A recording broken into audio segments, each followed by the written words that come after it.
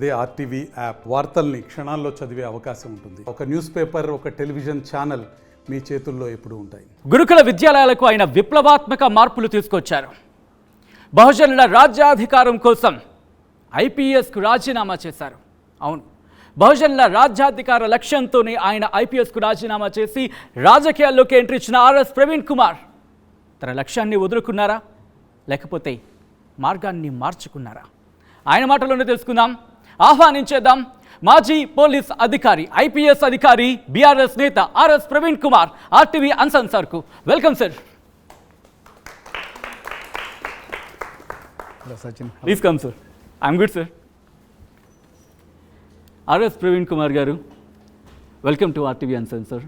నాతో పాటు మా ఎడిటోరియల్ టీం కూడా క్వశ్చన్స్ అడగడానికి సిద్ధంగా ఉంది. ఫస్ట్ క్వశ్చన్ కోర్స్ కాస్త జనరస్గా అనిపించవచ్చు, కానీ అడగాల్సిన సందర్భం. బహుజనుల రాజ్యాధికారం కోసం, బహుజనుల రాజ్యాధికారం లక్ష్యంగా బెరలోకి దిగిన మీరు బీఆర్ఎస్ అంటే బీఎస్పీ నుంచి బీఆర్ఎస్లోకి ఇంత క్విక్గా రావడానికి దొరల పాలనలోనే సాధ్యం అనుకున్నారా? బహుజనుల రాజ్యాధికారం సాధ్యమైనది? మొట్టమొదట బహుజన రాజ్యాధికారం అనే కళ ఎప్పటికీ సజీవంగానే ఉంటుందండి.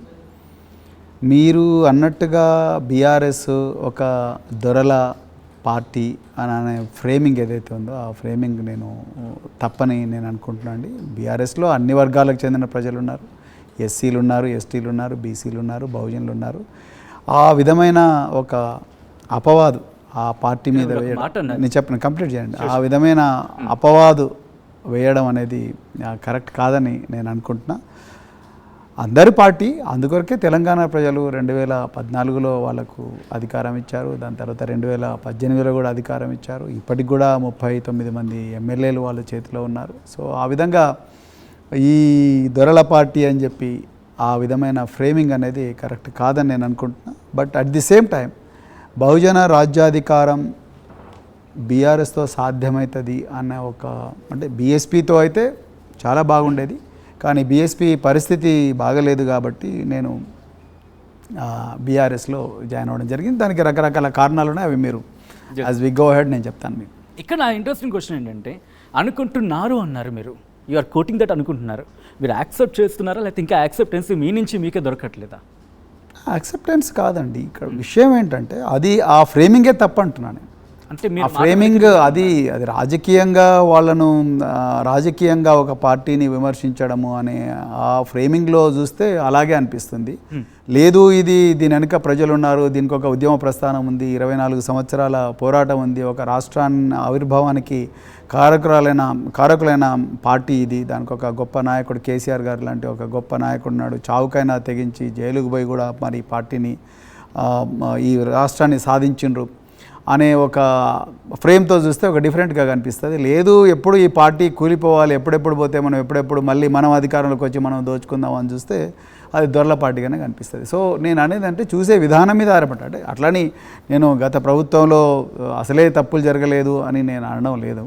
నేను అనేది ఏంటంటే ఒక పార్టీని చూసే దృక్కోణంలో మనం ఏ విధంగా చూస్తున్నాం, ఏ నేపథ్యంతో చూస్తున్నాం అనే విషయం మీదనే ఆధారపడి ఉంటుంది. కానీ కోణం గురించి మీరు మాట్లాడినప్పుడు, మీరు బీఎస్పీలో చేరినప్పుడు మీకు కనిపించిన కోణం, నవంబర్లో ఎన్నికలు జరిగాయి, దాదాపుగా ఒక 5-6 నెలల వ్యవధిలోనే, ఈ 5 నెలల్లోనే మీకు కనిపించిన కోణం, ఈ రెండింటిని కంపేర్ చేసుకున్నప్పుడు ఎక్కడ నేను ప్రజల్ని మోసం చేస్తున్నాను అని అనిపించింది? నేను ఇప్పటికీ ప్రజల కోసమే పోరాడుతున్నా, ప్రజల పక్షాన్నే ఉంటా, మరి ముఖ్యంగా బహుజన ప్రజల పక్షాన్నే, బహుజన ప్రజల పక్షపాతిగానే ఉంటా, పీడిత ప్రజల పక్షపాతిగానే ఉంటాను. నేను ఆ ఉద్దేశంతోనే ఆ రోజు కూడా బెహన్జీ కుమారి మాయావతి గారి పర్మిషన్ తీసుకొని నేను బీఆర్ఎస్తో పొత్తుకు సిద్ధమైన, ఆ రోజు కేసీఆర్ గారు పొత్తుకు ఆహ్వానించారు, మరి బెహన్జీ మాయావతి గారు కూడా పర్మిట్ చేశారు. ఇద్దరం కలిసి ఒక 2-3 సార్లు చర్చలు కూడా జరిగినాయి. బీఎస్పీ కేంద్ర నాయకత్వం కూడా వచ్చి కేసీఆర్ గారితో చర్చలు చేసింది. వాళ్ళు 3 సీట్లు అడిగారు, కేసీఆర్ గారు 2 సీట్లు ఇవ్వడం జరిగింది.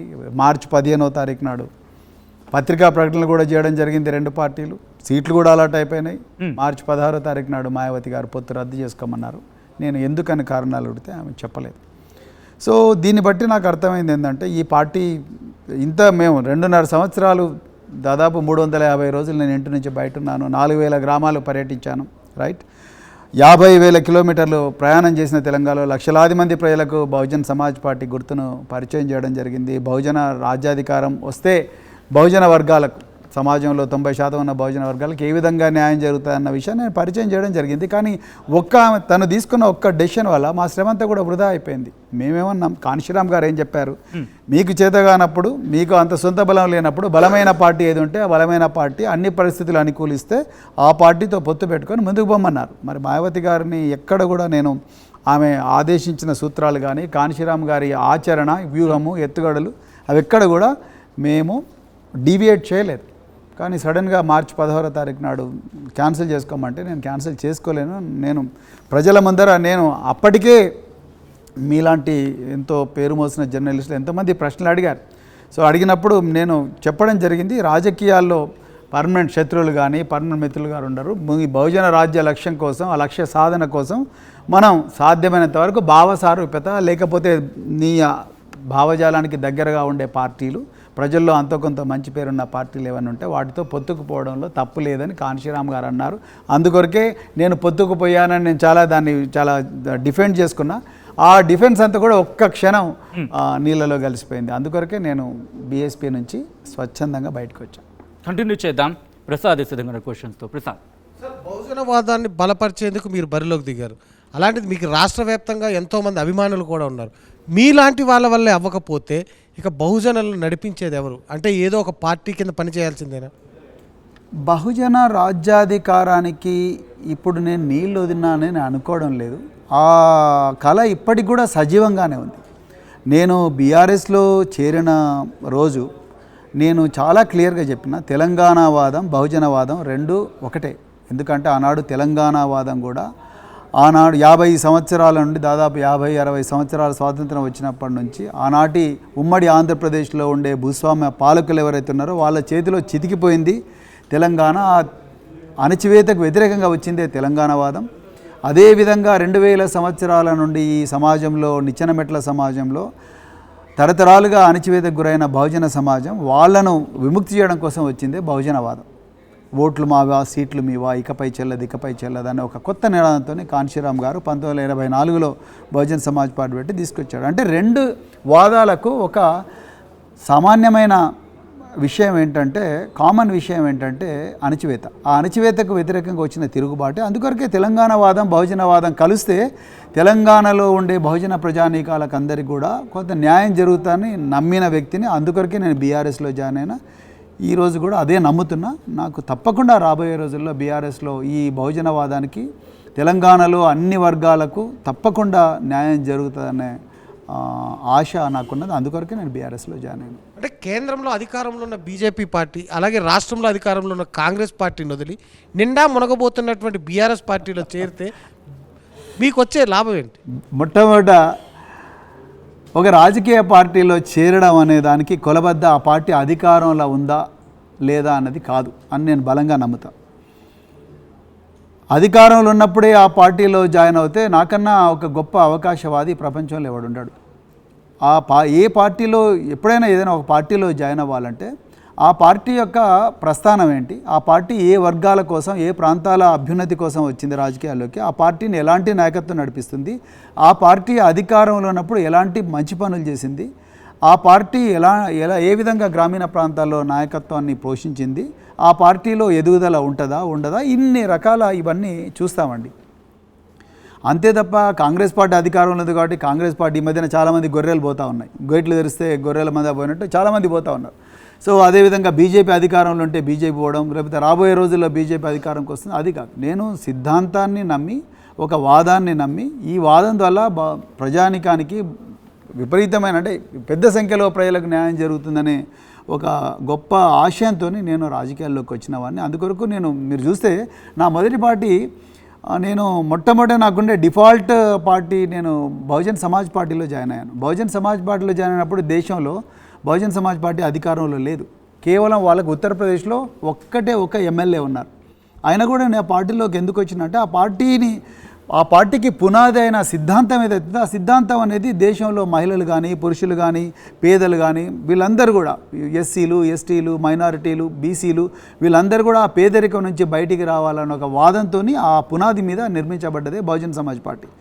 సో అలాంటి పార్టీలోకి నేను వచ్చిన. అంటే నేను అనేది ఏంటంటే కాంగ్రెస్లో ఎందుకు జాయిన్ అవ్వలేదు, నా కాంగ్రెస్ పార్టీ కూడా మీకు రేవంత్ రెడ్డి గారు కూడా ఓపెన్గా చెప్పిండ్రు, మేము మీకు పబ్లిక్ సర్వీస్ కమిషన్ చైర్మన్ ఇస్తామన్నాము, అదేవిధంగా ప్లానింగ్ బోర్డు వైస్ చైర్మన్ ఇస్తామన్నా కూడా వారు రాకుండా మరి బీఆర్ఎస్లకు పోయినరు అన్న మాట ఆయన చాలాసార్లు కూడా జరిగింది. నేను ఇప్పుడు కూడా చెప్తున్నాను కాదు సార్, ఒక క్యాబినెట్ హోదా కలిగినటువంటి ర్యాంక్ ఇస్తానన్నా సరే మీరు ఎందుకు కాంగ్రెస్లో చేరలేదు? అంటే పబ్లిక్ సర్వీస్ కమిషన్ కానీ లేదంటే ఈ ప్రణాళిక సంఘం చైర్మన్ గారు, ఈ రెండు ఇంత పెద్ద పదవులు ఆఫర్ చేసినా సరే దానికి మించినది ఏం ఆఫర్ చేశారు కేసీఆర్ గారు?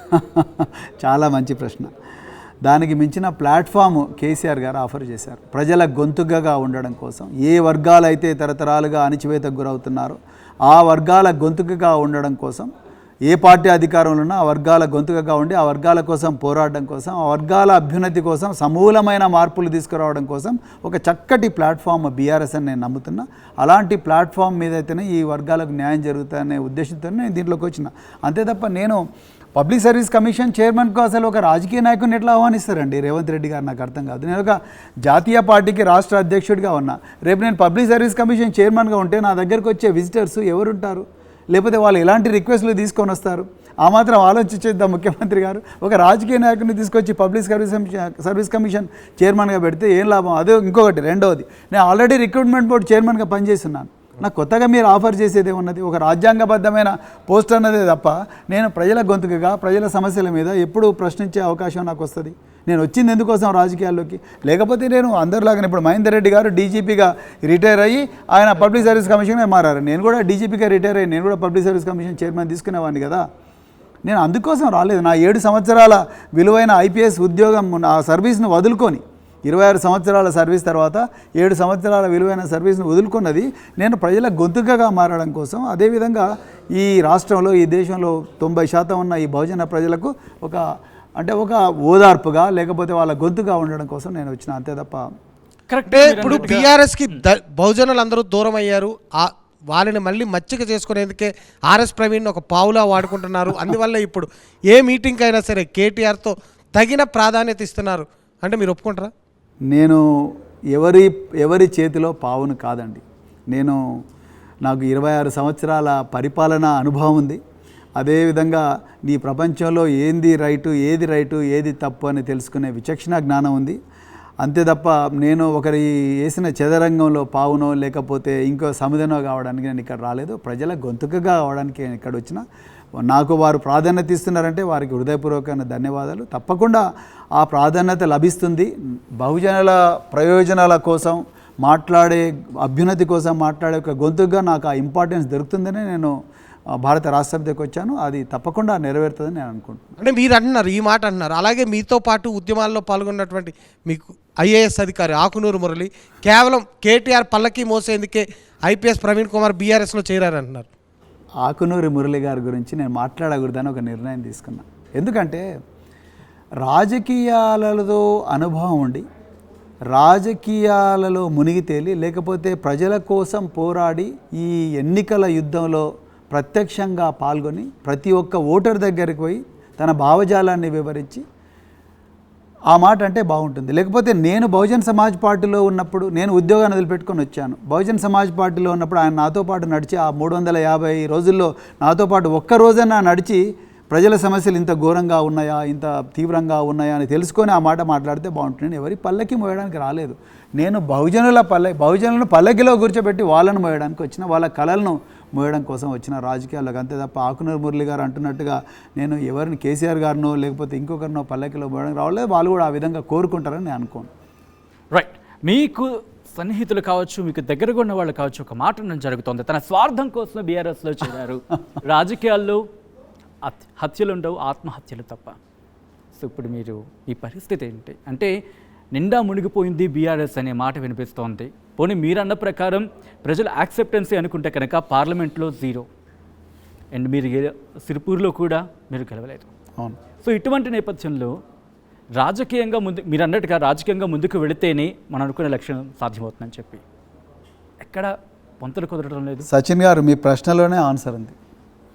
నేను స్వార్థం కోసమే రాజకీయాల్లోకి వచ్చిండుంటే, స్వార్థం కోసమే బీఆర్ఎస్లో చేరి ఉండుంటే, స్వార్థం కోసమే ఈ పార్టీలో చేరిండుంటే, నేను ఇంతకుముందు మన సోదరుడు అన్నట్టుగా నేను కాంగ్రెస్లో జాయిన్ అయ్యేవాడిని. నేను అధికారంలో లేని పార్టీలో జాయిన్ అవ్వలేదు. కానీ ఇక్కడ నాకు అధికారంలో ఉన్న పార్టీ అధికారంలో లేని పార్టీలోకి వచ్చాను నేను. రేణు గారు, ఒక మాట గుర్తు వస్తుంది.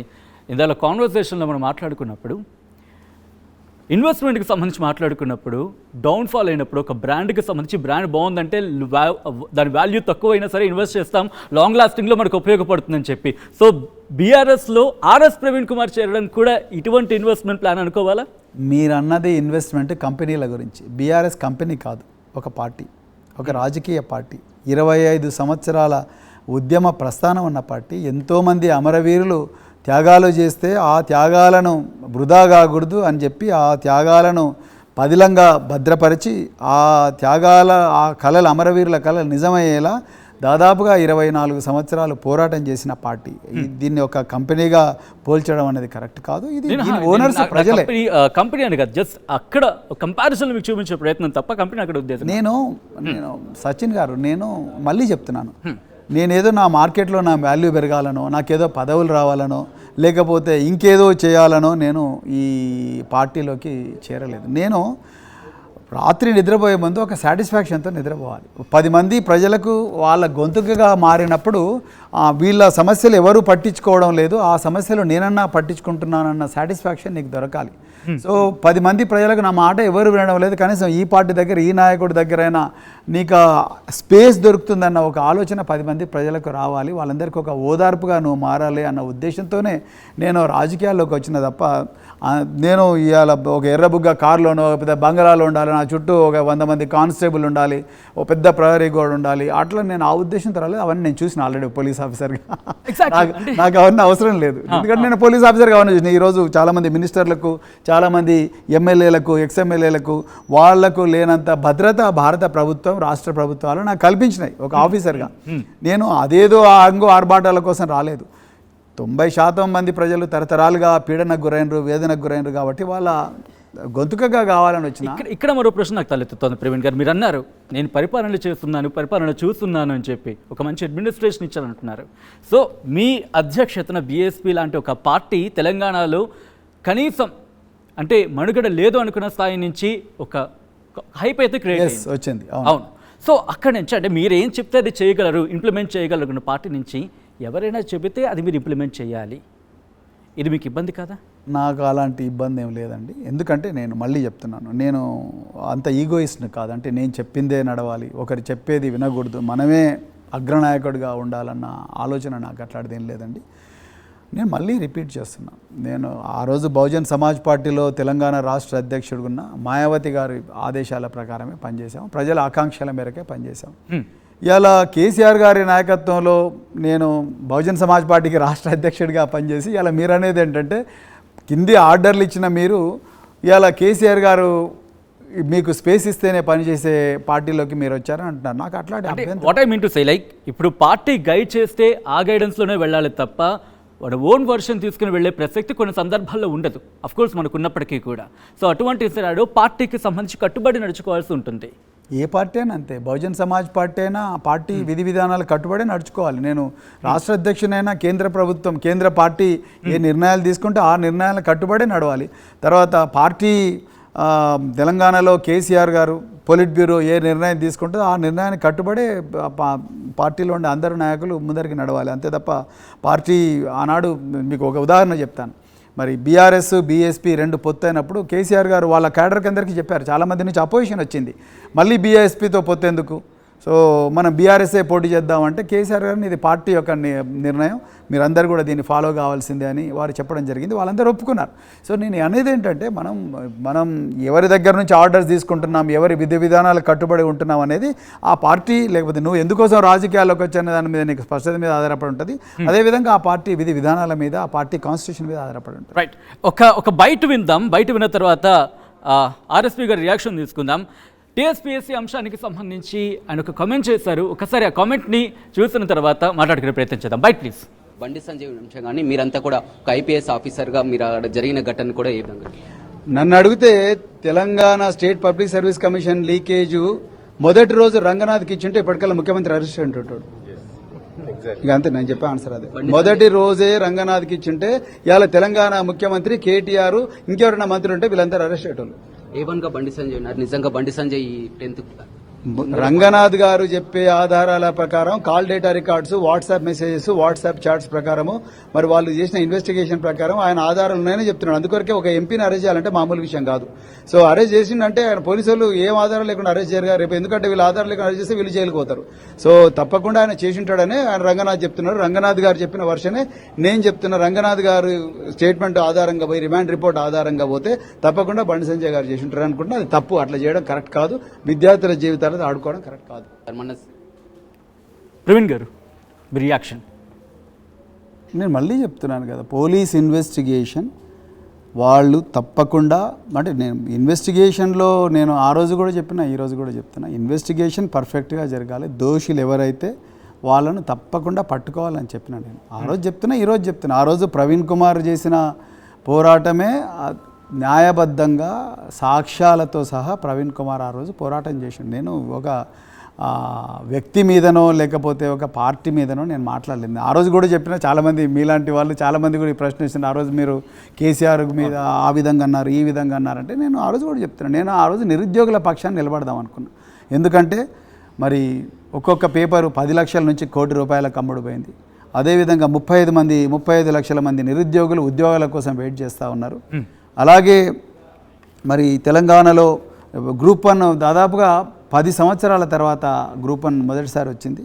మొదటిసారి వచ్చినప్పుడు మరి పబ్లిక్ సర్వీస్ కమిషన్ ఏదైతే పకడ్బందీగా ఎగ్జామ్ చేయాలనో ఆ పకడ్బందీగా ఎగ్జామ్ కండక్ట్ చేయనందువల్ల ఆ పబ్లిక్ సర్వీస్ కమిషన్లో ఉండే ఇంటి దొంగలే ఆ పేపర్ను లీక్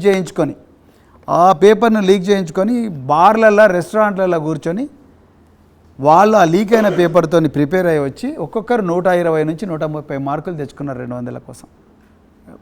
అంటే మీరు అర్థం చేసుకోండి ఈ విషయం.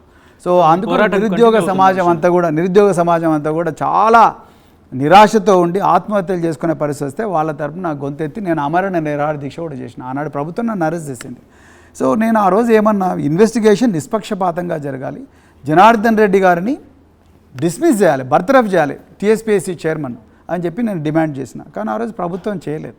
అది కేసీఆర్ గారు ఉన్నారా, కేటీఆర్ గారు ఉన్నారా, ప్రభుత్వంలో అనేది ఇమ్మెటీరియల్. కానీ ఆ రోజు ఆ ప్రభుత్వం జనార్దన్ రెడ్డి గారిని మరి ఇమీడియట్గా బర్తరఫ్ చేసిందంటే ఈరోజు మనకు ఆ పరిస్థితి, అంటే నిరుద్యోగుల్లో అంత వ్యతిరేకత వచ్చిండేది కాదనేది నేను ఇప్పటికి కూడా నమ్ముతున్నాను. రైట్, కంటిన్యూ చేద్దాం.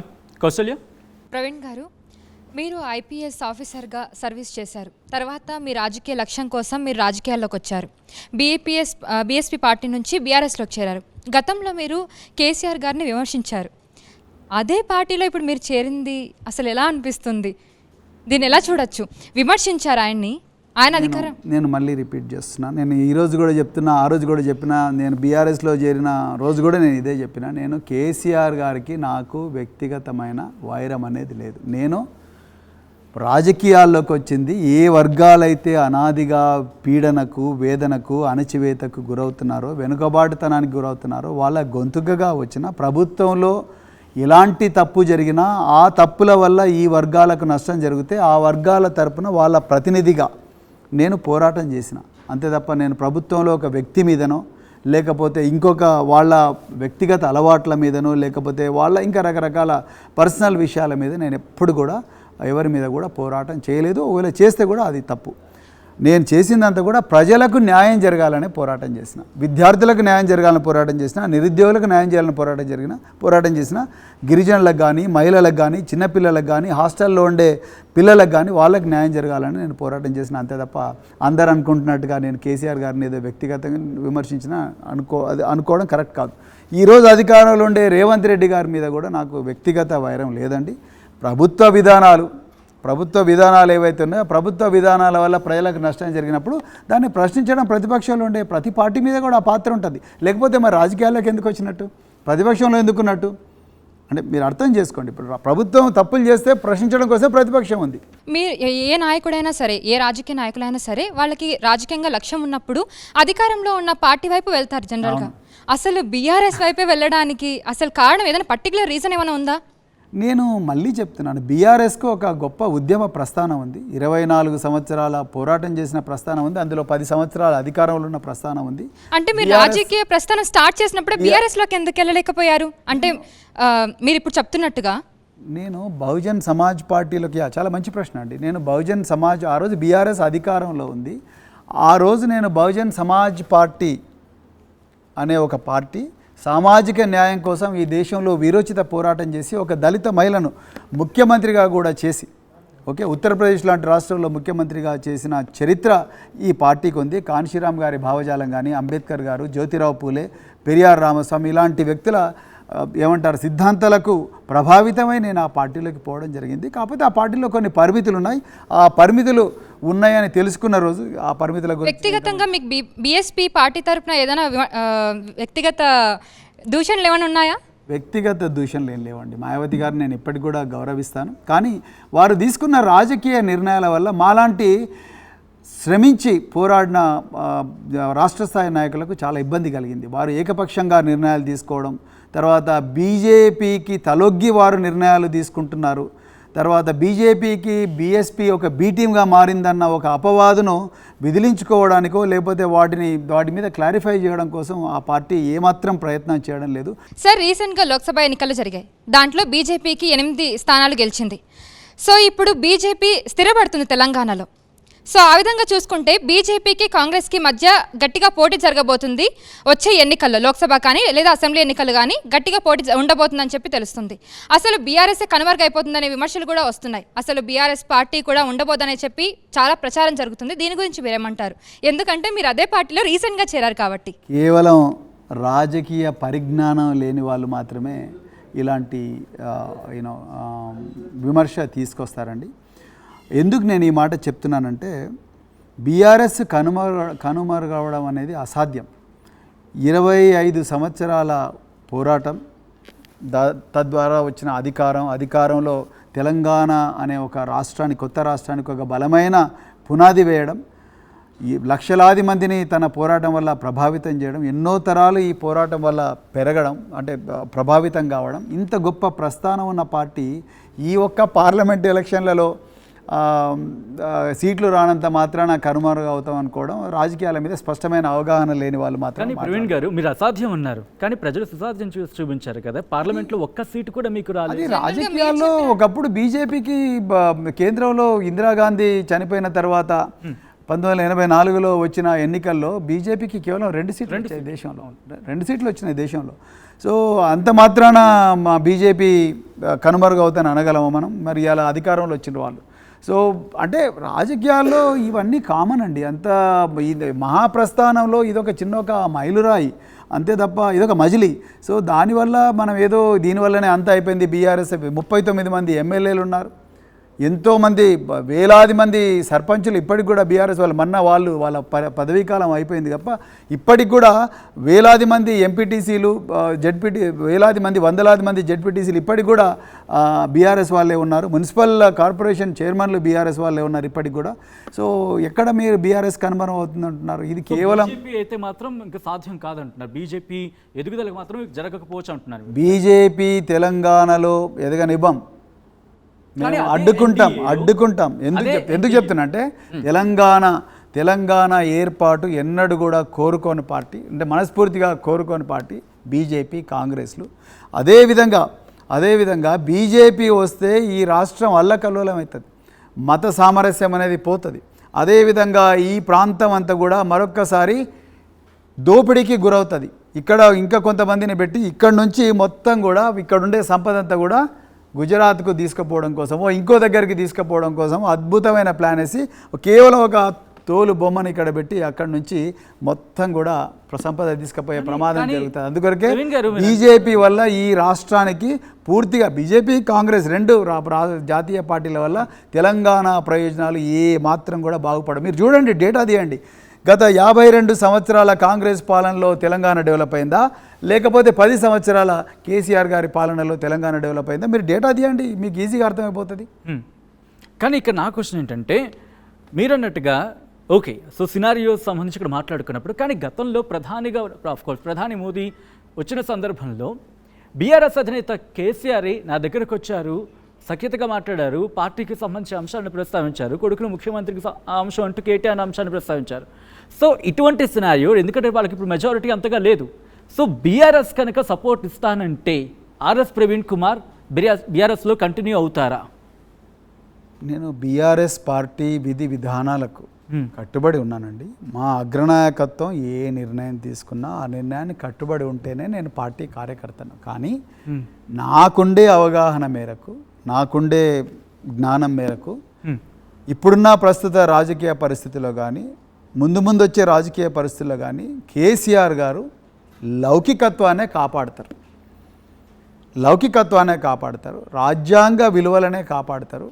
Justice, liberty, equality and fraternity, స్వేచ్ఛ, సమన్యాయం, సౌభ్రాతృత్వం, స్వాతంత్రం, వీటినే కాపాడతారు తప్ప ఈ ఏమంటారు 400 సీట్లు ఇవ్వండి, మేము దేశాన్ని 1000 సంవత్సరాలు సమూలంగా మార్చేస్తాం, రాజ్యాంగాన్ని మార్చి కొత్త రాజ్యాంగం తీసుకొస్తాం, అదేవిధంగా ముస్లింలను తర్వాత క్రిస్టియన్లను అందరినీ కూడా ఈ దేశంలో 2వ శ్రేణి సిటిజన్స్గా మారుస్తాం అన్న ఏదైతే ఒక ఫ్యాసిస్ట్ భావజాలం ఉందో ఆ భావజాలం వైపు కేసీఆర్ గారు పోరు అనేది నా ప్రగాఢమైన నమ్మకం. అది తప్పకుండా అలా జరుగుతానైతే నేను అనుకోవడం లేదు. రైట్, ఒకసారి రాజ్యాంగం గురించి ప్రస్తావించారు కాబట్టి ఒకసారి రాజ్యాంగాన్ని ఉద్దేశించి గతంలో మీరు వ్యాఖ్యలకు సంబంధించి ఒకసారి చూసే ప్రయత్నం చేద్దాం.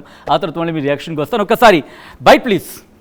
పెంపకానికి ఉపయోగించుకుంటున్నందుకు రాజ్యాంగం మీకు అడ్డొస్తుందని చెప్పి మీరు రాజ్యాంగాన్ని వద్దంటున్నారా? ఈరోజు తెలంగాణ ప్రజలకు వివరించాల్సిన అవసరం ఉన్నది.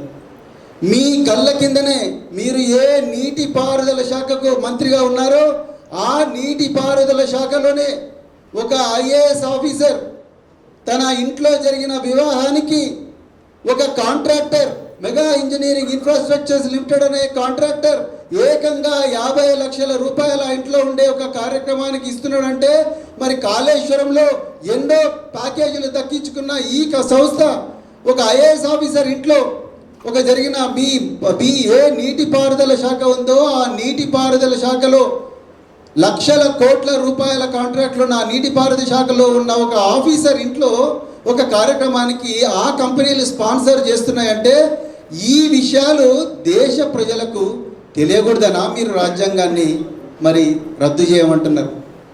మీరు ఎన్నో రహస్యంగా జీవోలు తీసి పత్రికలకు కూడా తెలియకుండా, మూడో కంటికి తెలియకుండా జీవోలు రహస్యంగా తీసి ఆ జీవోలు బయటి ప్రపంచానికి తెలియకుండా ఉండడానికి కోసం ఈ రాజ్యాంగం అడ్డం వస్తుందనా మీరు రాజ్యాంగాన్ని తీసేయమంటున్నారు?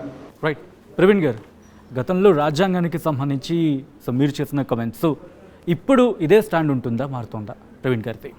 నేను ఇప్పటికీ రాజ్యాంగ రక్షణ కోసం కట్టుబడి ఉన్నానండి. ఆ రోజు ఫిబ్రవరి 2వ తారీఖు నాడు అనుకుంటా కేసీఆర్ గారు రాజ్యాంగాన్ని మార్చాలి, బాబాసాహెబ్ అంబేద్కర్ గారే ఈ రాజ్యాంగం ఒకవేళ ఈ దేశ ప్రజలకు న్యాయం చేయకపోతే దీన్ని కాల్చడంలో నేనే ముందరుంటానని చెప్పి బాబాసాహెబ్ అంబేద్కర్ గారు చట్టసభల్లో అన్న మాటను ఉటంకిస్తూ వారు చెప్పడం జరిగింది. దాని తర్వాత మేమందరం కూడా మరి నేను అప్పుడు బీఎస్పీలో ఉన్నాను, బీఎస్పీ నాయకత్వం అంతా కూడా ఈ ట్యాంక్ బండ్లో బాబాసాహెబ్ అంబేద్కర్ గారి విగ్రహం దగ్గర ఆనాడు కేసీఆర్ గారు చేసిన వ్యాఖ్యల మీద మేము మా నిరసన కూడా తెలపడం జరిగింది. దాని తర్వాత వెంటనే మళ్ళీ కేసీఆర్ గారు అదే ప్రగతి భవన్లో ప్రెస్ కాన్ఫరెన్స్ పెట్టి నేను ఆ ఉద్దేశంతో అనలేదు, నేను పెరుగుతున్న బహుజనుల జనాభా ఏదైతే ఉందో ఎస్సీలు, ఎస్టీలు, బీసీలు, మైనారిటీలు వీళ్ళ జనాభా పెరుగుతున్నది, వీళ్ళకి రిజర్వేషన్లు పెంచాలని చెప్పి రాజ్యాంగాన్ని మార్చాలి. ఇప్పుడున్న రాజ్యాంగం ఆ విధంగా ఆ వెసులుబాటు లేదు రాజ్యాంగంలో, అందుకొరకు రాజ్యాంగాన్ని సవరించాలన్నాను. కానీ మీరు నన్ను తప్పు అర్థం చేసుకున్నారని చెప్పేసి వారు వివరణ కూడా ఇవ్వడం జరిగింది. దాని తర్వాత బాబాసాహెబ్ అంబేద్కర్ గారి 125 అడుగుల ఎత్తైన విగ్రహాన్ని కూడా కేసీఆర్ గారు పెట్టడం జరిగింది. ఈరోజు మరొక ప్రశ్న తలెత్తుతోంది. మీరు అన్నారు 125 అడుగుల విగ్రహం, దళిత ముఖ్యమంత్రిని చేయలేదు, అలాగే దాంతోపాటు 3 ఎకరాలకు సంబంధించి కావచ్చు, దళిత బంధు కావచ్చు, వీటన్నిటి విషయంలో బీఆర్ఎస్ అన్యాయం చేసిందని గతంలో వెలుగెత్తి చెప్పారని కొన్ని సందర్భాల్లో. సో ఇప్పుడు కూడా అదే స్టాండ్ మీద ఉన్నారా? అదే మాట మీద మాట్లాడిన సందర్భం ఉందా? బీఆర్ఎస్తో ఈ కైండ్ ఆఫ్ స్టేట్మెంట్స్ కావచ్చు, బీఆర్ఎస్తో ఈ కాన్వర్జేషన్ జరిగిందా జాయిన్ అయిన తర్వాత? లేదు, వీటి మీద ఆ కాన్వర్జేషన్ జరగలేదు. కానీ బీఆర్ఎస్లో జాయిన్ అయినప్పుడు నేను కేసీఆర్ గారితో ప్రత్యేకంగా పొత్తుకు చర్చ జరిగినప్పుడే నేను ఈ విషయం స్పష్టంగా కేసీఆర్ గారితో అక్కడ ఉన్న అగ్రనాయకులతో చర్చించడం జరిగింది. తెలంగాణవాదం, బహుజనవాదం రెండు కూడా అణచివేతకు వ్యతిరేకంగా వచ్చిన వాదాలే కాబట్టి రెండు కలిసి పనిచేయాల్సిన అవసరం ఉన్నది. తెలంగాణలో సామాజిక న్యాయం ఇప్పటికీ ఒక కలగానే అంటే పూర్తిగా రాలేదు. ఆ సామాజిక న్యాయాన్ని తప్పకుండా అమలు చేసి ఆ సామాజిక న్యాయం అనే ఒక కళ ఏదైతుందో ఆ కళను నిజం చేయాల్సిన అవసరం ఇప్పటికీ ఉంది, భవిష్యత్తులో కూడా ఉంటుంది. అందుకొరకు దీనికోసం పోరాడాల్సిన అవసరం ఉంది. దానికి అగ్రనాయకత్వం సహకారం కావాలని కూడా అడగడం జరిగింది. అంతే తప్ప మీరు చెప్పిన అంశాలు ఈ సామాజిక న్యాయంలోనే ఇవన్నీ కూడా వస్తాయి. మీరు చెప్పిన అంశాలు అంత డీటెయిల్గా నేను ఎప్పుడు కూడా వాటితో డిస్కస్ చేయలేదు. రాబోయే రోజుల్లో అవసరాలు వచ్చినప్పుడు తప్పకుండా. కానీ ఇంట్రెస్టింగ్గా మీరు ఒక మాట అంటూ ఉంటే నాకు ఇప్పుడు ఆంధ్రప్రదేశ్ పాలిటిక్స్ గుర్తొచ్చాయి. ఆంధ్రప్రదేశ్లో కూటమి విజయం సాధించింది, చంద్రబాబు ముఖ్యమంత్రి, పవన్ కళ్యాణ్ ఉప ముఖ్యమంత్రి. సో అలా అప్కమింగ్లో బీఆర్ఎస్ కనుక అధికారంలోకి వస్తే ముఖ్యమంత్రిగా కేసీఆర్ని, ఉప ముఖ్యమంత్రిగా ప్రవీణ్ కుమార్ని మేము చూడొచ్చు. నేను ఇటువంటి స్టేట్మెంట్ ఏమైనా ఉందా? ఇటువంటి అవకాశం ఉందా? నేను అంత దూరం ఆలోచించలేదు సచిన్ గారు. నేను ప్రజల గొంతుకగా ఉండాలనుకున్నాను. మళ్ళీ రిపీట్ చేస్తున్నా, నేను సామాజిక న్యాయం కోసం కట్టుబడి ఉన్నా. నేను ఏ వర్గాల ప్రతినిధిగా అయితే రాజకీయాల్లో ఉన్నానో, ఏ వర్గాల అభ్యున్నతి కోసం అయితే నా 26 సంవత్సరాల ప్రభుత్వ వ్యవస్థలో ఒక ఆఫీసర్గా పనిచేశానో, ఏ వర్గాల కోసం అయితే రాజకీయాల్లోకి వచ్చానో ఆ వర్గాల అభ్యున్నతి జరిగితే చాలు. నేను ఉప ముఖ్యమంత్రో లేకపోతే ఇంకో మంత్రో అవ్వాలనే ఒక గొప్ప కాంక్ష నాకేం లేదండి. కానీ నేను రేపొద్దున బీఆర్ఎస్ పార్టీ తప్పకుండా అధికారంలోకి వస్తుంది. అధికారంలోకి వచ్చిన తర్వాత తప్పకుండా ఈ వర్గాలకు ప్రయోజనం కలిగే విధంగా నేను బీఆర్ఎస్లో ఉండే నాయకత్వాన్ని ప్రభావితం చేయగలుగుతానని ఒక నమ్మకంతోనే నేను ఇక్కడికి వచ్చాను. రైట్. ప్రసాద్ సార్, మీరు ఇందాక అన్నారు 39 మంది ఎమ్మెల్యేలు ఉన్నారని, కానీ 24 మంది ఎమ్మెల్యేలు రెడీగా కాంగ్రెస్లో చేరేందుకు సిద్ధంగా ఉన్నారు. ఆ లిస్టు మీకు తెలుసు, మొత్తం ప్రపంచానికి కూడా తెలుసు. అప్పుడు మిగిలేదు 12 మందే కదా. ఎవరన్నారు అసలు ఆ 24 మంది కాంగ్రెస్ చేరడానికి సిద్ధంగా ఉన్నారని? ఎక్కడుంది ఆ లిస్టు? ఎవరన్నారు? ఇదంతా కూడా ఈరోజు ఒక జాతీయ వార్తాపత్రిక కూడా ఇదే అంశాన్ని ప్రస్తావించింది. If you want I will just show that. కనీసం 12 మందికి సంబంధించి ఏ స్థానాల నుంచి కూడా చెబుతోంది. అంటే క్యాలిక్యులేషన్ చేయలేకపోతుంది. ఎందుకంటే ముగ్గురు ఆల్రెడీ మీ పార్టీ నుంచి వెళ్ళిపోయినప్పుడు ఆ ఎస్టిమేషన్ చేయలేకపోయిన మాట వినిపిస్తోంది. అంటే బీఆర్ఎస్ అంచనా వెళ్ళిపోతుంది. ఒక్క నిమిషం ప్రసాద్ గారు, బీఆర్ఎస్ పార్టీకి అంటే మొట్టమొదట వార్త నిరాధారమైనదని నేను చెప్పాలనుకుంటున్నాను మొట్టమొదట. రెండవది, అధికారంలో ఉండే కాంగ్రెస్ పార్టీ, కేంద్రంలో అధికారంలో ఉండే బీజేపీ, ఈ రెండిటికి కూడా బీఆర్ఎస్ అనేది ఒక అడ్డుకట్టగా వాళ్ళు భావిస్తున్నారు. సో అందుకొరకే బీఆర్ఎస్ పార్టీ మీద ఎన్నో అపవాదులు వేస్తున్నారు, ఫేక్ న్యూస్ ప్రచారం చేస్తున్నారు, రూమర్స్ ప్రచారం చేస్తున్నారు. వీటన్నిటికి కూడా బీఆర్ఎస్ పార్టీ భయపడదు. అదేవిధంగా ఈ ఎమ్మెల్యేలు ఎవరో స్వలాభం కోసం లేకపోతే బలహీనతలు పెట్టుకునో లేకపోతే ఇంకేవో కారణాలతో నీ ఎమ్మెల్యేలు పోరు అని నేను అనుకుంటున్నా. పోతే కూడా బీఆర్ఎస్ పార్టీకి వచ్చే నష్టం లేదు. ఎందుకు అంటే బీఆర్ఎస్ పార్టీ ప్రస్థానం చూడండి మీరు. వాళ్ళు 2004లో దాదాపుగా 25 మంది ఎమ్మెల్యేలు. ఆ రోజు రాజశేఖర్ రెడ్డి గారు ఆపరేషన్ ఆకర్షి పెట్టి ఆయన కొంతమంది ఎమ్మెల్యేలను గుంజుకున్నాడు, ఒక్కొక్కరికి అది చేసి ఇది చేసి. కానీ ఏమైంది మరి? BRS party ఆగిపోయిందా? తెలంగాణ ప్రస్థానం, తెలంగాణ పోరాటం ఆగిపోయిందా? 2009లో బీఆర్ఎస్ పార్టీకి తక్కువ సీట్లు వచ్చినాయి. మరి అంత మాత్రాన తెలంగాణలో మరి తెలంగాణ ఆవిర్భావం ఆగిపోయిందా? సో అంటే నేనేమంటున్నానంటే ఈ అధికారం కోసం పవర్ పాలిటిక్స్కి అట్రాక్ట్ అయ్యి మా ఆస్తులు చక్కబెట్టుకోవాలి లేకపోతే మేము బాగుండాలి అన్న స్వార్థ చింతనతో పోయే వాళ్ళ వల్ల పెద్ద నష్టం పార్టీకి ఉండదండి. ఈ పార్టీ వెనక లక్షలాది మంది ప్రజలు ఉన్నారు. అంతే గొప్పగా ఈ పార్టీకి ఒక లెగసీ ఉన్నది. ఆ లెగసీని ఎవరు కూడా చెరిపోయారు. గొప్ప చరిత్ర ఉన్నది. తెలంగాణ తీసుకొచ్చిన చరిత్ర ఈ పార్టీకి ఉన్నది. తెలంగాణకు ఒక బలమైన పునాది, అది నీటిపారుదల రంగం కానీ, తాగునీటి రంగం కానీ, విద్యారంగం కానీ, లేకపోతే రైతుల వ్యవసాయ రంగం కానీ, వీటన్నిటిలో కూడా తెలంగాణకు ఒక బలమైన పునాది. మున్సిపల్ రంగం కానీ, పట్టణాభివృద్ధి రంగం కానీ, ఈ విధంగా ఏ రంగం తీసుకున్నా ఆ రంగంలో ఒక బలమైన పునాది వేసిన పార్టీ బీఆర్ఎస్. నాకు తెలిసినంత వరకు అది ఫేక్ న్యూస్ అనుకుంటున్నా. అది ఫేక్ న్యూస్ కాకపోయినా కూడా పెద్దగా నష్టం లేదన్నది నా పర్సనల్ ఒపీనియన్. కాంగ్రెస్ పార్టీ అధికారంలో వచ్చినప్పటి నుంచి కూడా ఇటు బీజేపీ నేతలు అలాగే ఇటు బీఆర్ఎస్ నేతలు కూడా ఇది మునిగిపోయే పడవ, 6 నెలల్లో ప్రభుత్వం కూలిపోతుందన్నారు. 6 నెలల దగ్గరకు వస్తుంది. ఏమైనా అటువంటి అవకాశాలు ఉన్నాయంటారు? కాంగ్రెస్ పార్టీ వాళ్ళలో ఎవరు ఏకనాథ్ షిండే మాలో ఏక్నాథ్ షిండే ఎవరవుతారు, మాలో ఎవరు 20 మంది 30 మందిని తీసుకొని శబరిమల అయిపోతారు, లేకపోతే గోవా పోతారు, లేకపోతే ఎక్కడ క్యాంపులు పెట్టుకుంటారు అని రోజు నిద్రలేని రాత్రులు గడుపుతున్నాడు రేవంత్ రెడ్డి, లేకపోతే వాళ్ళ అగ్రనాయకులు, వాళ్ళ కేంద్ర నాయకులు. సో కాంగ్రెస్ పార్టీ నిజంగా మరి ప్రమాదం అంచున్న పార్టీ కాంగ్రెస్ పార్టీ, కూలిపోవడానికి సిద్ధంగా ఉన్న party Congress party. BRS party వెనక ప్రజలు ఉండాలి, ప్రజల పార్టీ అండి, ఉద్యమ పార్టీ. ఉద్యమ పార్టీకి ఎప్పుడు కూడా చావు ఉండదు. ఉద్యమ పార్టీ సజీవంగా. ఆగస్టు సంక్షోభం ఉందంటారు. రేవంత్ సర్కార్కు బరాబర్ ఉన్నది సంక్షోభం.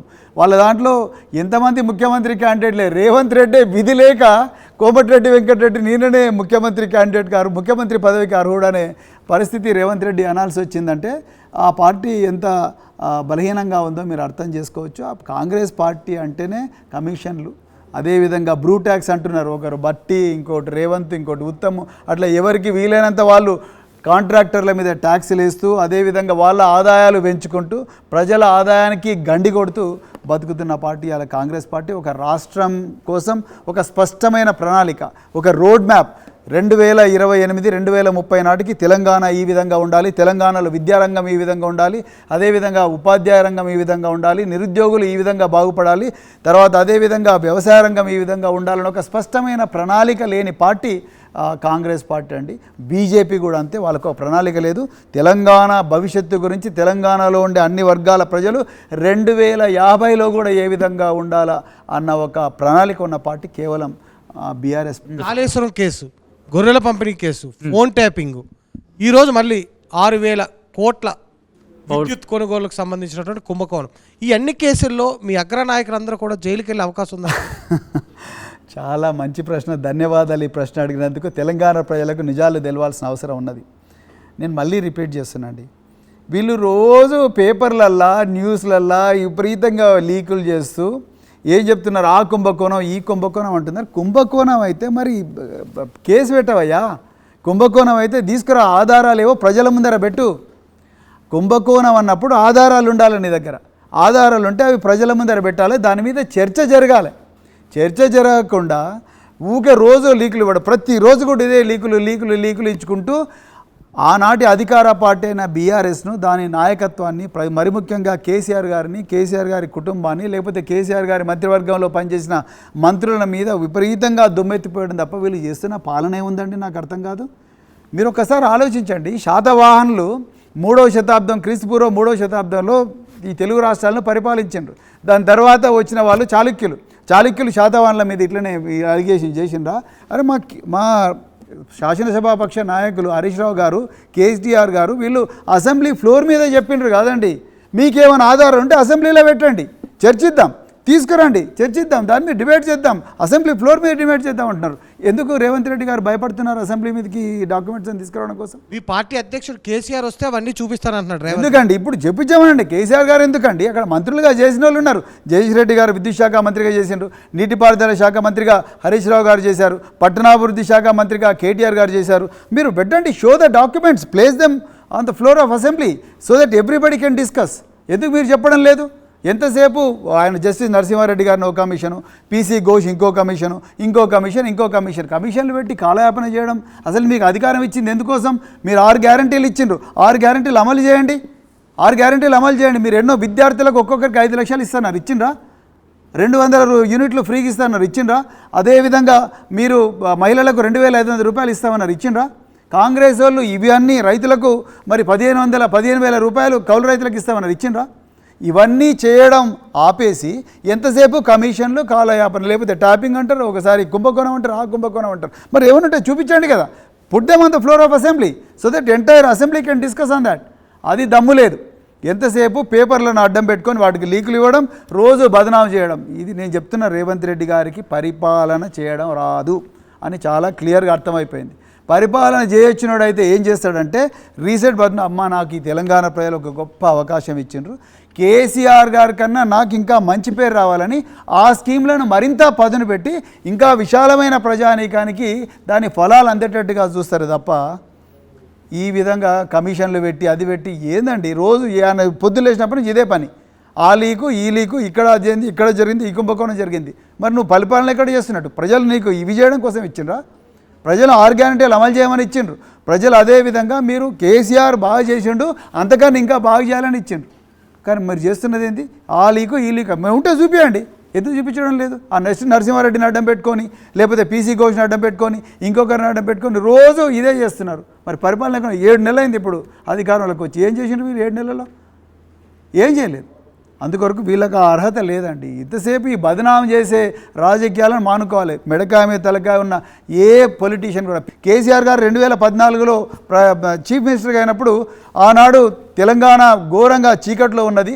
తెలంగాణలో కరెంటు కోతలు, అదేవిధంగా జనరేటర్లు, తెలంగాణలో ఫ్లోరైడ్ చావులు, తాగునీటి కోసం నేను మునుగోడులో చూసినా మొత్తం వంకరటింకర కాళ్ళు, చనిపోవడం, చిన్నగున్నప్పుడే చనిపోవడం, చనిపోతున్నామని తెలిసి కూడా బతకడం.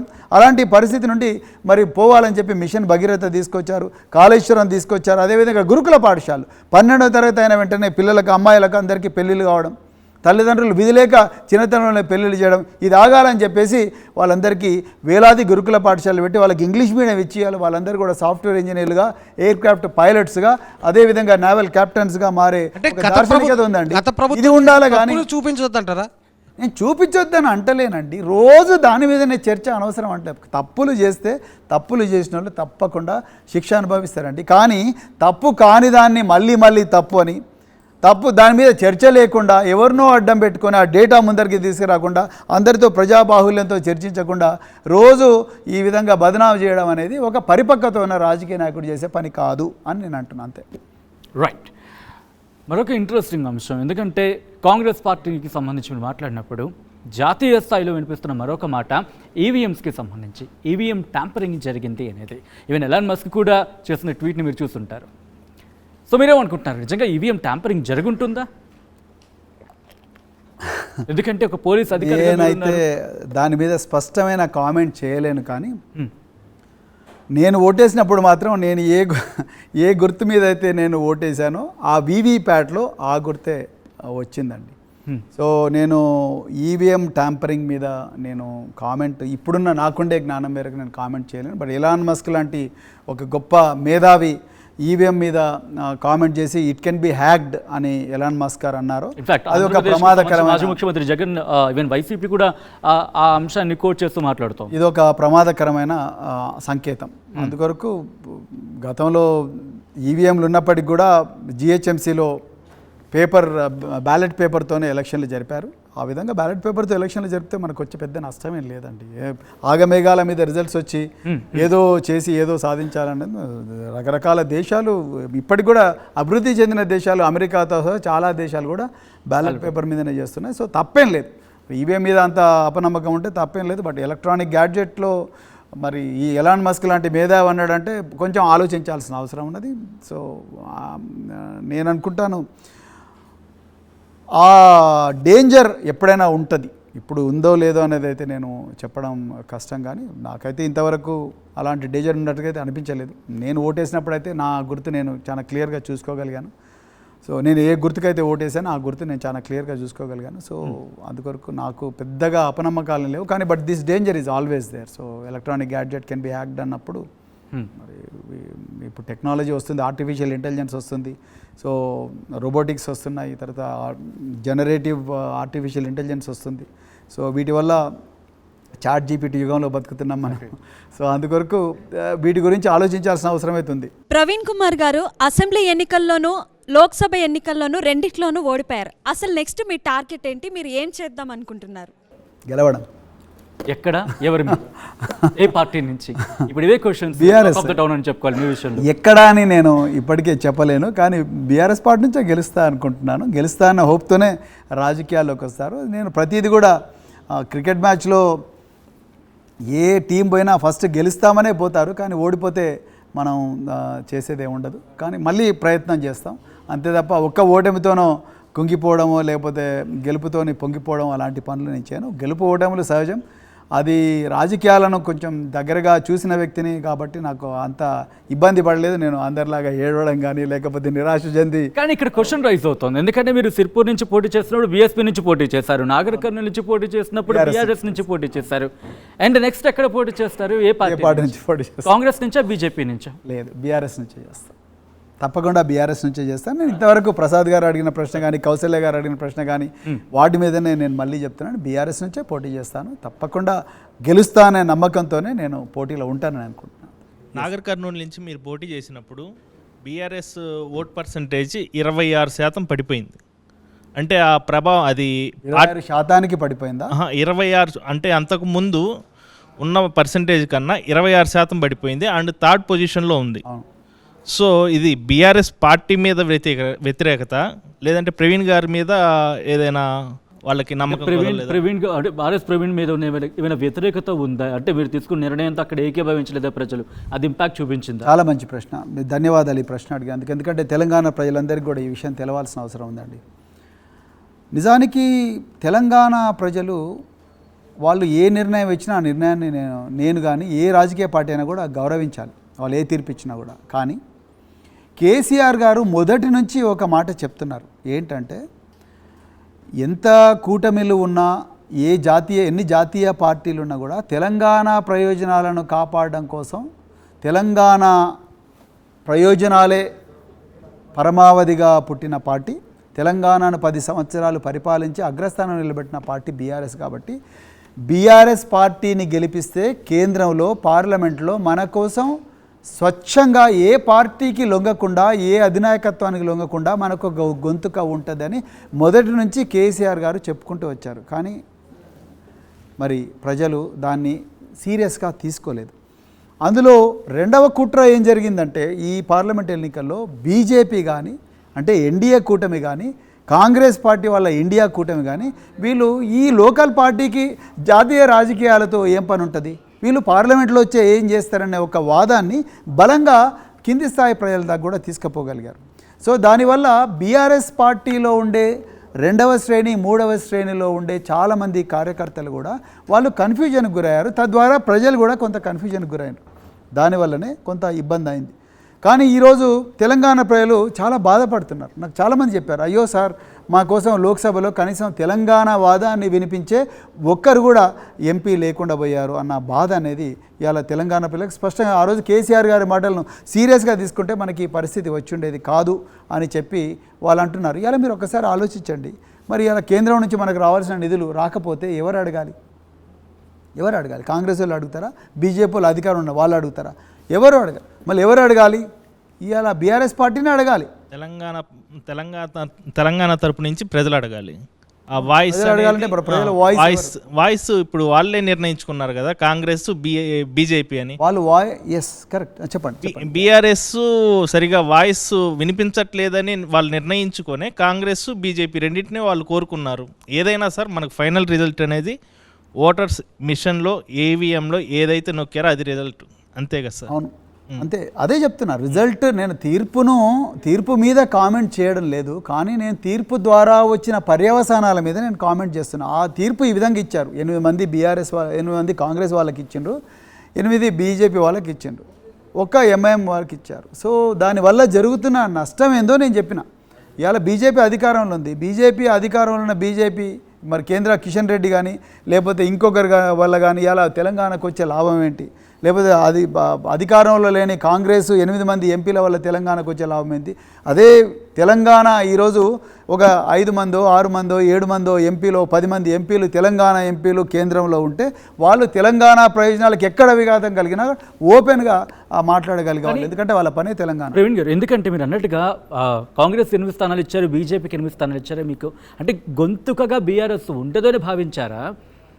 ఎందుకు ప్రజలు ఓడించారు? ఎందుకంటే డిస్కషన్ జరుగుంటుంది, పార్టీలో మీరు కూడా కీలకంగా ఉన్నారు.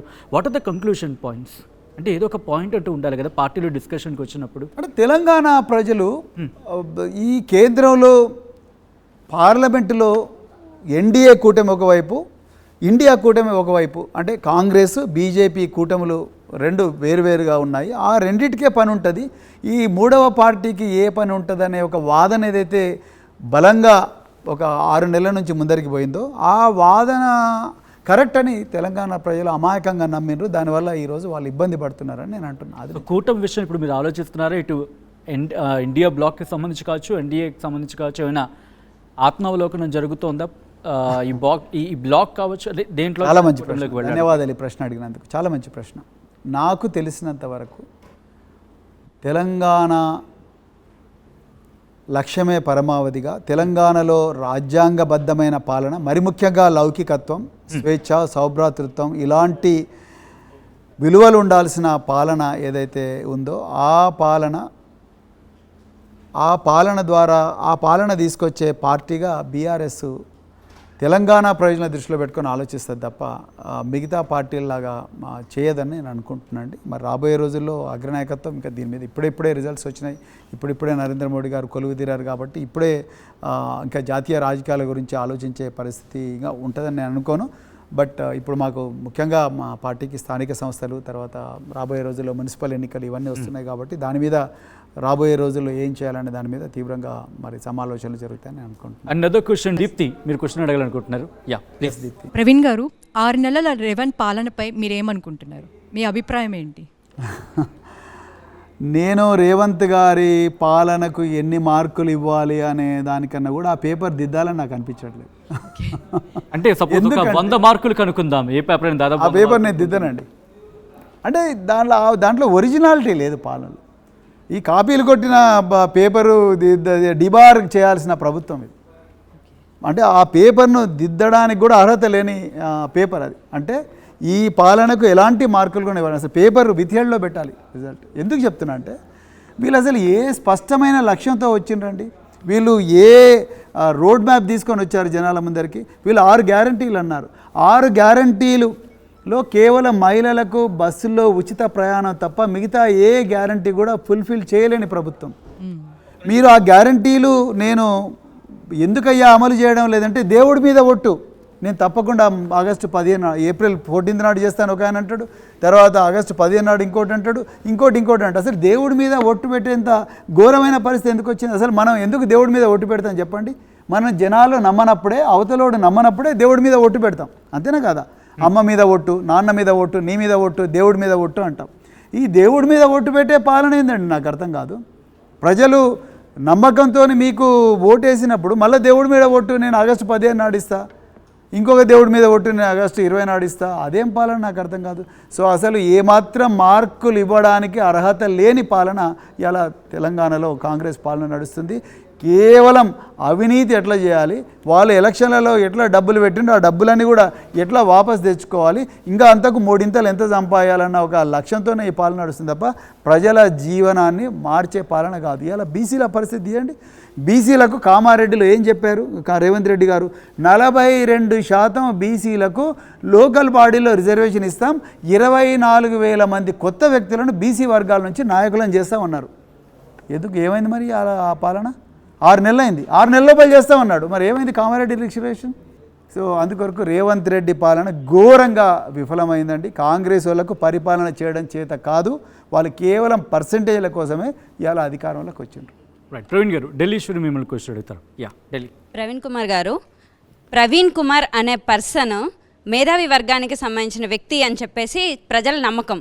అలాంటి వ్యక్తి ఐపీఎస్గా ఒక డేరింగ్ అండ్ డాషింగ్ పర్సన్, గురుకులాలని చాలా రకాలుగా అభివృద్ధి చేశారు, పేపర్ లీకేజీల పైన విస్తృతంగా పోరాడారు, బీఆర్ఎస్ పైన కూడా పోరాడారు. ఇన్ని చేసిన వ్యక్తి ఎందుకు బీఎస్పీ కిందనో లేకపోతే బీఆర్ఎస్ కిందనో వర్క్ చేయాలి? మీరు నాయకత్వ లక్షణాలున్న ప్రజల నుంచి తీసుకొచ్చారు. ఫర్ ఎగ్జాంపుల్ దాసరి ఉషా కానీ ఇలాంటి వాళ్ళందరినీ తీసుకొచ్చారు. మరి మీరు సొంతంగా పార్టీ పెట్టుకొని బహుజనుల పక్షాన పోరాడాల్సింది కదా, ఎందుకు బీఆర్ఎస్ కింద వచ్చారు? తెలంగాణలో చాలామంది వేస్తున్న ప్రశ్ననే మీరు వేశారు. చాలా చాలా ధన్యవాదాలు ఈ ప్రశ్న వేసినందుకు. అంటే నేనేమంటా అంటే ఢిలీశ్వర్ గారు, ఈ కొత్త పార్టీ పెట్టడం, కొత్త పార్టీ వల్లనే మనకి ఏదో వస్తుంది అనే దానికన్నా కూడా మొట్టమొదట మనం ఈ స్పేస్లో మన భావాలకు దగ్గరగా ఉండే పార్టీలు, మన భావాలను గౌరవించి మనకు ఆ స్పేస్ ఇచ్చే పార్టీలు ఏమన్నా ఉన్నాయో ఎస్టాబ్లిష్ పార్టీస్, వాటి కోసం చూసిన తర్వాతనే మన కొత్త పార్టీలకు పోవాలి. ఏదో కొత్త పార్టీ పెట్టడం అంటే నా ఈగో సాటిస్ఫై చేసుకోవడం కోసం కాదు. అంటే నేను గొప్ప మేధావిని నేను నమ్మి, మిగతా వాళ్ళందరూ కూడా చెవటలని నమ్మి, అదేవిధంగా ప్రజలు గొర్రెలను నమ్మి మనం ఒక పార్టీ పెట్టి మనకు 2 రోజులు అందరూ ఆర్భాటంగా మన దగ్గర జనాలు వస్తారు. దాని తర్వాత సోషల్ మీడియాలో ఒక 10 పోస్టులు, ఒక 20 రీల్స్, తర్వాత 40 యూట్యూబ్ ఛానల్స్ పెట్టుకొని ఇక అయిపోయింది నా వెనక అంతా జనాలు ఉన్నారని నమ్మి ఆ విధంగా చేయడం కన్నా సమయం వేస్ట్ చేయడం కన్నా, మిగతా వాళ్ళ సమయం వేస్ట్ చేయడం కన్నా ముందు ఎస్టాబ్లిష్డ్ పార్టీస్లో నీ భావాలకు దగ్గరగా ఏదైనా పార్టీ ఉందా, అందులో ఏమైనా స్పేస్ దొరుకుతుందా, అది చూసిన తర్వాతనే మీరు కొత్త పార్టీలోకి వెళ్ళాలి. నేను నిజానికి మీరు అన్నది కరెక్ట్. నేను జూలై 19 నాడు ఉద్యోగానికి రాజీనామా చేసినప్పుడు చాలామంది కూడా సార్ మీరు కొత్త పార్టీ పెట్టండి, పవన్ కళ్యాణ్ గారు పెట్టారు కదా, జయప్రకాష్ నారాయణ గారు పెట్టారు కదా, జేడీ లక్ష్మీనారాయణ గారు కూడా పవన్ కళ్యాణ్తో తిరుగుతున్నారు కదా, తర్వాత ఇంకొకరు పెట్టారు కదా, రకరకాల నేను అన్నాను, మొట్టమొదట ఉన్న పార్టీలో ఏదైనా నీ భావాలకు దగ్గరగా ఉన్న పార్టీ ఉందా?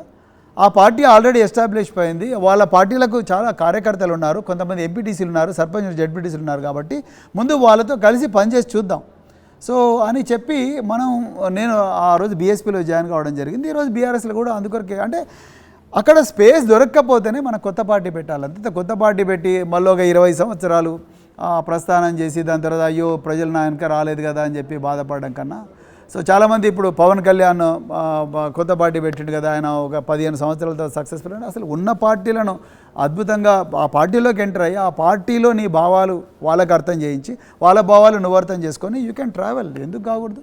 మీ ఐడియాలజీకి దగ్గరగా బీఆర్ఎస్ ఉంది అని అన్నారు, కానీ మీ ఐడియాలజీ అనేది బహుజన ఐడియాలజీ కదా, ఇది కంప్లీట్గా లెఫ్ట్ వింగ్ పార్టీ ఐడియాలజీ.